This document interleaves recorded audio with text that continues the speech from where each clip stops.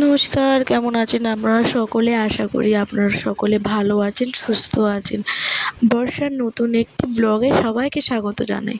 আমার ভিডিওতে অনেক অনেক স্বাগত তোমাদের সকলকে। তো আজ হচ্ছে বুধবার, এখন বাজে সন্ধ্যে 7:30 মতন। আমার সন্ধ্যে দেওয়া কমপ্লিট হয়ে গেছে। আর আজকে বাইরের ওয়েদারটা খুবই সুন্দর ছিল, খুব ঠান্ডা ঠান্ডা ওয়েদার ছিল।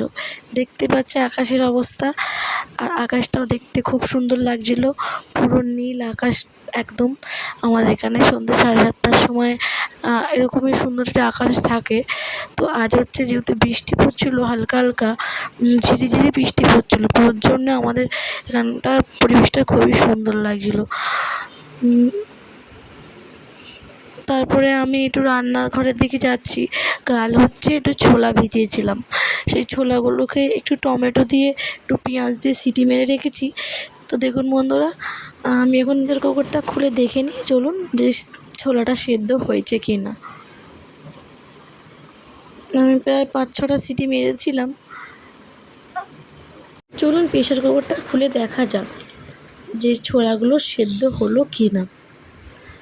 প্রথমে সিটিটা তুলে হাওয়াটা বের করে নিচ্ছি আমি। এবারে আমি প্রেসার কুকারটা খুলে নেব। দেখুন বন্ধুরা, মনে হচ্ছে আর একটু সিটি পড়তো। ছোলাগুলো এখনও সেদ্ধ হয়নি ভালো মতন, আর কটা সিটি পড়লে ভালো মতন সেদ্ধ হয়ে যাবে। তো আমি আবার ঢাকনাটা আটকে দিয়ে কয়েকটা সিটি মেরে নেব প্রেসার কুকারে, যাতে ভালো মতন ছোলাটা সেদ্ধ হয়ে যেতে পারে।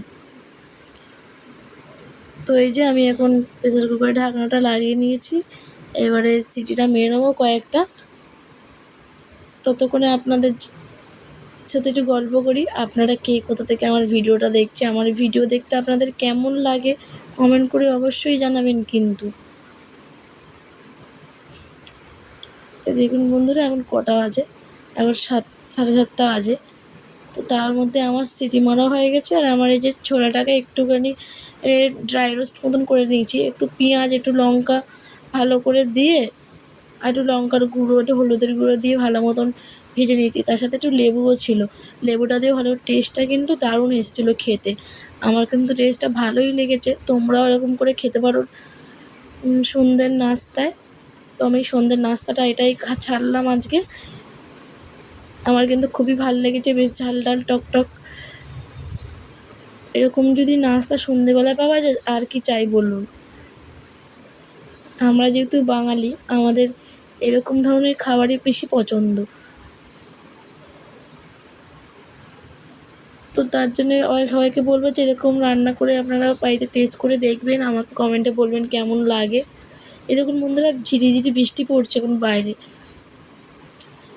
আজকে ঠান্ডাটা খুবই ভালো পড়বে, রাতের ঘুমটা আজকে ভালোই হবে এত ঠান্ডা ঠান্ডা ওয়েদারে। নয়তো আমাদের হায়দ্রাবাদে যা গরম পড়ে, রাত্রিবেলা ঘুমানোর দায় থাক। যতক্ষণ না একটা কুলার বা এসির তলায় কেউ শোবে, ভালো মতন ঘুমাতে পারবে না। সেই জন্যে আজকে তো বৃষ্টি পড়েছে, আজকে ঘুমটা খুবই ভালো হবে। তো কার কার ওখানে বৃষ্টি এরকম হচ্ছে, হায়দ্রাবাদে তো হচ্ছে।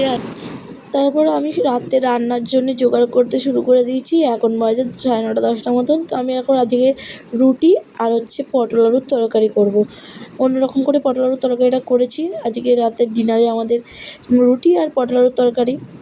আজ হচ্ছে বৃহস্পতিবার, পরের দিনকার ভিডিও করতে পারিনি, একদম ডাইরেক্ট বৃহস্পতিবার পুজো আচ্চা দিয়ে ভিডিওটা করছি আমি। তো এই যে আমার পুজো আচ্চা দেওয়া হয়ে গেছে।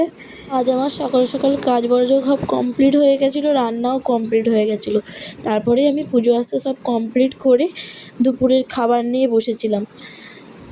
তো এখানে আমার রাধাকৃষ্ণ আছে, মা লক্ষ্মী আছে, বাবা গণেশ আছে, আর